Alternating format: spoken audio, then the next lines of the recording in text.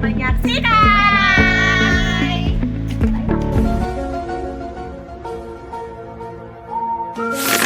Jadi aturan perkalian itu adalah aturan di mana cara kita menentukan suatu kemungkinan dan cara metode perkalian. Langsung ke soal. Oke. Soal yang pertama, Andi memiliki 2 sarung dan 3 baju koko. Tentukan kemungkinan yang dapat diberi Andi untuk menentukan kemungkinan pasangan sarung dan baju koko. Gunakan cara aturan perkalian, aturan tabel, dan diagram cabang. Di sini saya akan menjelaskan tentang aturan perkalian dan aturan tabel dan diagram cabang akan dijelaskan oleh rekan saya. Oke, lanjut di aturan perkalian. Sekarang langkah pertama kita tulis diketahui 2 sarung dan 3 baju koko. Itu kita ganti, kita misalkan untuk 2 sarung menjadi K2, di baju koko menjadi K3.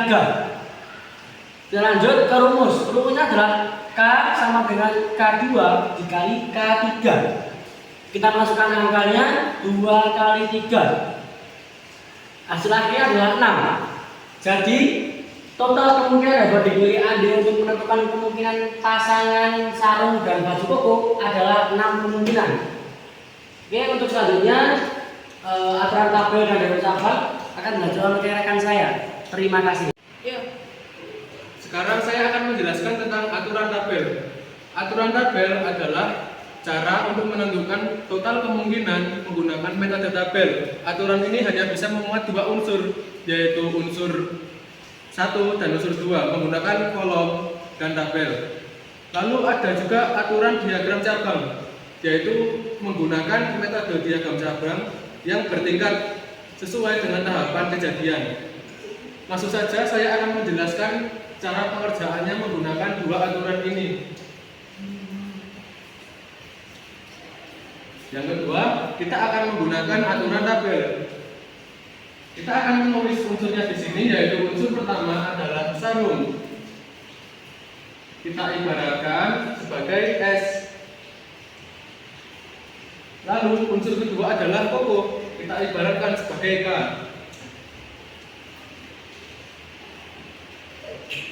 Sehingga bisa ditulis menjadi S1 dan S2. Sedangkan koko bisa ditulis menjadi K1, K2, dan K3.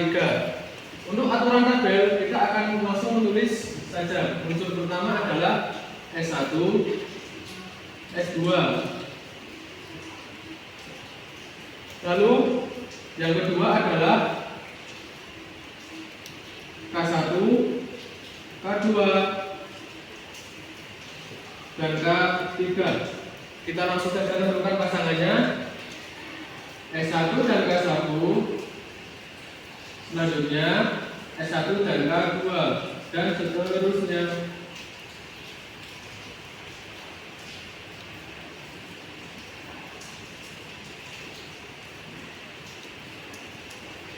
Kita hitung semuanya. 1, 2, 3, 4, 5, 6. Sehingga total kemungkinan yang bisa dipilih Andi adalah 6 kemungkinan. Yang ketiga atau yang terakhir adalah diagram cabang. Kita tulis di sini, kita sudah mempunyai sarung dan logo, yang dimana kita ibaratkan sebagai S dan K. S1, S2, K1, K2, dan K3. Kita langsung tulis saja. S1 untuk sarung, S2 juga untuk sarung. Kita bikin diagram.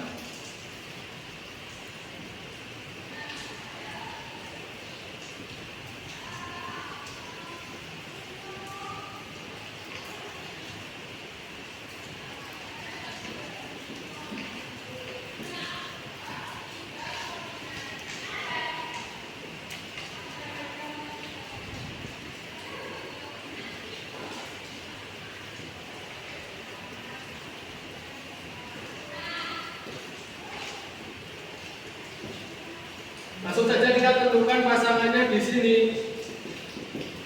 S1 dan K1 seperti yang tadi. S1 dan K2 dan seterusnya.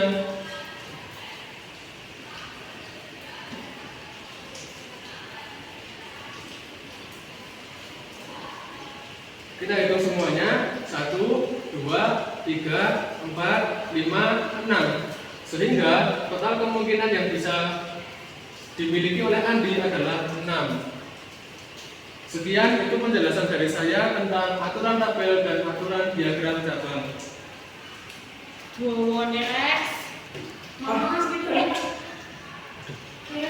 Baik, saya akan melanjutkan yang dimana saya akan mengerjakan dengan diagram cabang. Pertama, seperti di atas tadi, kita memiliki unsur S1 dan S2, lalu K1, K2, K3, dan seterusnya. Kita buat diagram seperti ini dan diperolehlah S1K1, S1K2, S1K3, dan seterusnya.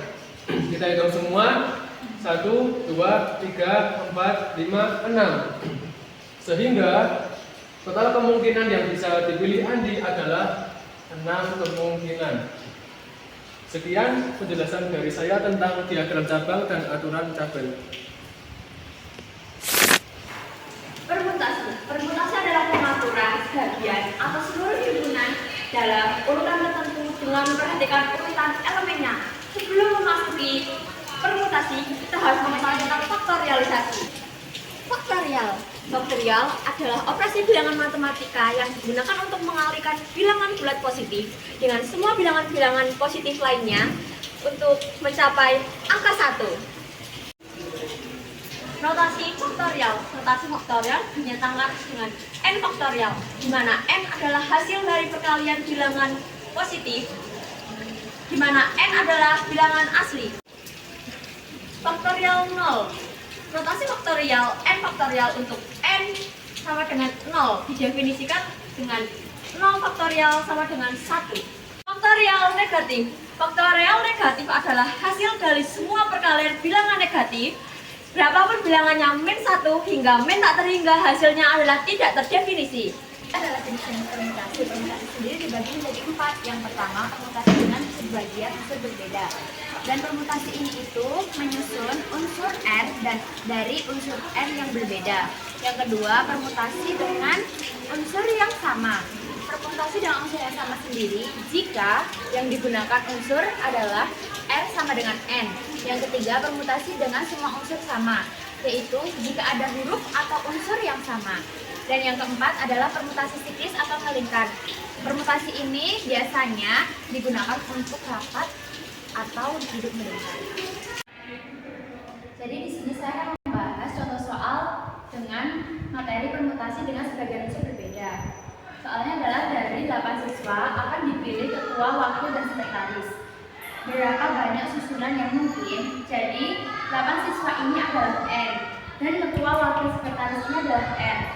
Bisa kita tuliskan P dalam buka tutup kurung 8,3 sama dengan 8 faktorial per 8 kurangi 3 faktorial sama dengan 8 faktorial per 5 faktorial sama dengan 8 kali 7 kali 6. Ini bisa 8 kali 7 kali 6 karena faktorialnya 3, jadi 3 angka ke belakang dari 8 sama dengan 336 cara. Oke, kita lanjut soal yang kedua, yaitu permutasi semua unsur berbeda. Di sini ada soal berapa banyak susunan huruf berbeda yang dapat dibentuk dari kata buku jika semua hurufnya berbeda. Di sini buku ini adalah N, karena buku ada 4 huruf, jadi N sama dengan 4. Bisa dituliskan P kurung 4,4 sama dengan 4 faktorial sama dengan 4 kali 3 kali 2 kali 1. Jawabannya adalah 24. Oke, jadi kita lanjut soal yang ketiga dengan materi permutasi dengan unsur sama. Bisa dituliskan berapa banyak susunan huruf yang dapat dibuat dari kata mama. Jawab, jumlah huruf kan ada 4, M ada 2, dan A ada 2. Bisa dituliskan P sama dengan 4 faktorial per 2 faktorial kali 2 faktorial sama dengan 4 kali 3 kali 2 kali 1 per 4 sama dengan 24 per 4 sama dengan 6 susunan. Kita lanjut soal nomor 4. Ada 6 orang duduk melingkar. Berapa banyak susunan duduk yang berbeda? Jawab, P sama dengan buka tutup kurung 6 kurangi 1 faktorial sama dengan 5 faktorial. Jadi P-nya adalah 5 kali 4 kali 3 kali 2 kali 1 sama dengan 120 jarak. kombinasi adalah cara penyusunan atau tata aturan pencacahan yang tidak memperhatikan urutan objek. Hal tersebut yang membedakan antara kombinasi dengan permutasi. Contohnya, 1, 2, 3 itu sama dengan 3, 2, 1 dan 1, 3, 2. Selanjutnya kita ke contoh soal dan rumusnya. Jadi kita lanjut ke contoh soal dan rumusnya. Dari kumpulan siswa terdiri dari 10 laki-laki dan 7 perempuan, dipilih 2 laki-laki dan 3 perempuan. Maka banyaknya cara pemilihan adalah, kita lihat dulu, rumus dari kombinasi adalah N, kombinasi R sama dengan N faktorial dibagi N faktorial dalam kurung N kurang N faktorial. Kita langsung ke jawaban, yaitu banyak cara pemilihannya, yaitu banyak laki-laki dikali banyak perempuan.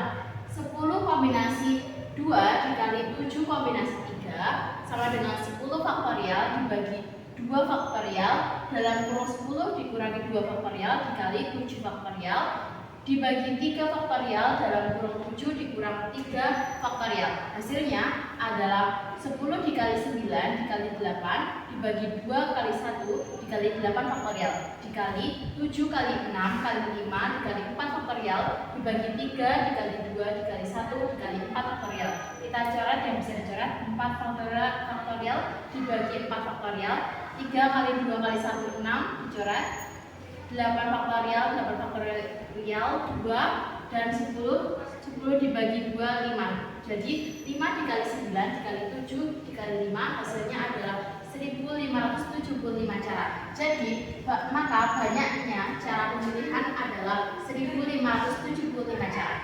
Kombinasi berulang adalah cara memilih sejumlah objek dari sekumpulan objek dengan memperbolehkan pengulangan tanpa memperhatikan urutan objek. Selanjutnya kita ke rumus dan contoh soal. Contoh soal kombinasi berulang yang pertama. Di sebuah kantin terdapat 5 jenis permen. Seseorang ingin membeli 3 permen dan boleh memilih jenis permen yang sama lebih dari 1 kali. Berapa banyak cara memilih permen tersebut? Dapat kita ketahui bahwa N-nya adalah 5 dan R-nya adalah 3. Rumus kombinasi berulang yaitu kombinasi N plus R min 1, R, di mana N sama dengan 5 dan R sama dengan 3. Langsung kita masukkan sehingga kombinasi sama dengan 7,3. Lalu kita faktorialkan 7 faktorial per 3 faktorial dikurangi 7 min 3 faktorial. Didapatkan bahwa 7 faktorial per 3 faktorial 4 faktorial, di mana 7 faktorial itu 7 kali 6 kali 5 kali 4 faktorial per 3 faktorial kali 4 faktorial.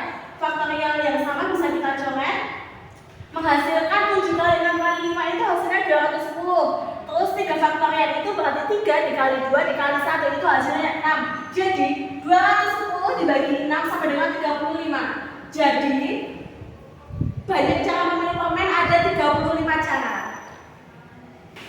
Binomial Newton adalah teorema yang menjelaskan mengenai penjabaran atau ekspansi eksponen dua variabel. Koefisien binomial Newton dimulai dari n sama dengan 0. Contoh soal binomial Newton. Jabarkan dengan rumus binomial Newton x plus 2 pangkat 4. Dapat kita ketahui bahwa a-nya adalah x, b-nya adalah 2, dan n-nya adalah 4.